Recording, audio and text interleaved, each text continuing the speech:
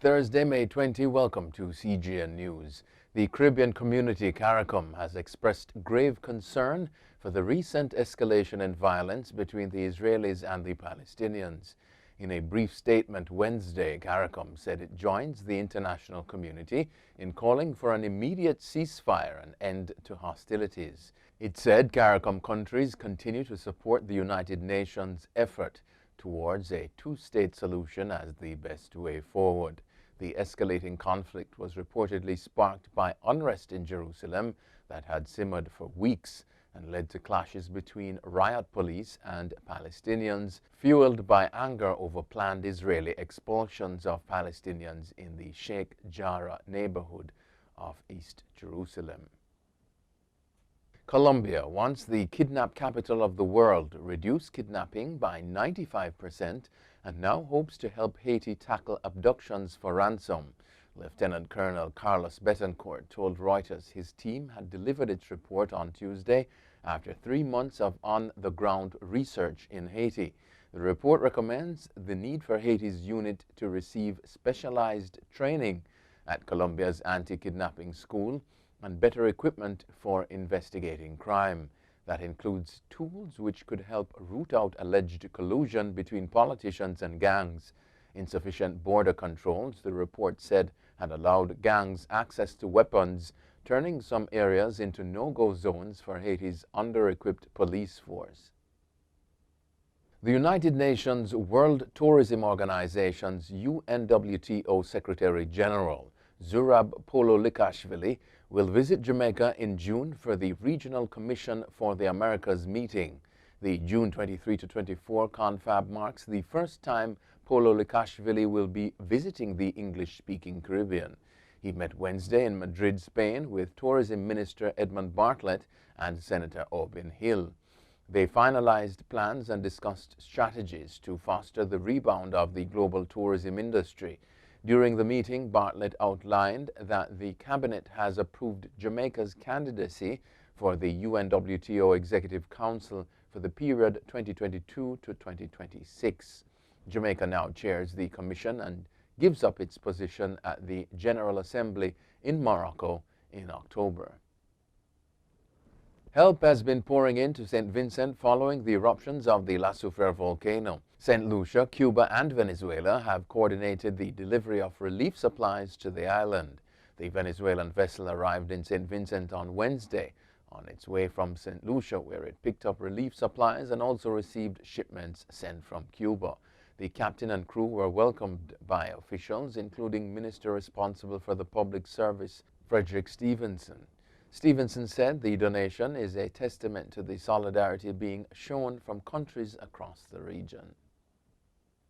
Police in Grenada arrested and charged 9 persons over the weekend after Ganja worth 750,000 EC dollars was stolen from a storage facility at the police station. Reports are that the culprits gained access to the Ganja, which was being held as evidence, through an unsecured backdoor which is said to have structural deficiencies. The 9 individuals, which included 2 juveniles, appeared before the St. David's Magistrates Court on Monday, May 17, and were granted bail. Miami Police Chief Art Acevedo moved a step closer Wednesday to terminating 2 of the city's highest-ranking officers, husband and wife Ronald and Nerty Papier. This comes 6 weeks after one of them crashed a patrol vehicle and the proper chain of command was not followed, an internal investigation found. Several officers involved in the handling of the accident that resulted in 2 blown-out tires and no injuries also received written reprimands. The announced moves from the recently sworn-in chief were in line with earlier promises he made to shake up leadership and be accountable. A statement by the department Wednesday said the Papiers were served reprimands that included a recommendation for termination. Confronted with strong medical community opposition to the Tokyo Olympics, IOC President Thomas Bach offered medical personnel to help out when the Games open in July. Addressing a meeting between the IOC and local organizers, Bach gave the assurance that the IOC will hold a safe and secure Olympics in the midst of the pandemic. He said he anticipated 80% of those staying in the Olympic Village will be vaccinated.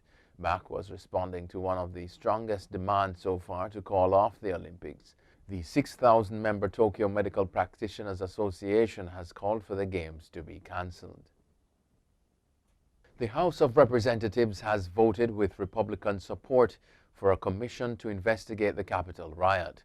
35 Republicans defied their party leaders and former President Donald Trump in siding with Democrats to establish the inquiry.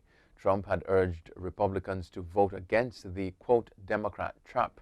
The inquiry would be modeled on the commission that probed the 9/11 attacks on New York and Washington. It would establish a body that would make recommendations on how to prevent any repeat of the Capitol invasion. Trump supporters stormed Congress on January 6 in a failed bid to thwart certification of President Joe Biden's victory in November's election. And finally, a French judge has ruled that 2,500 victims of the PIP breast implant scandal should receive compensation. The case in Paris involved women who have suffered long-term health effects.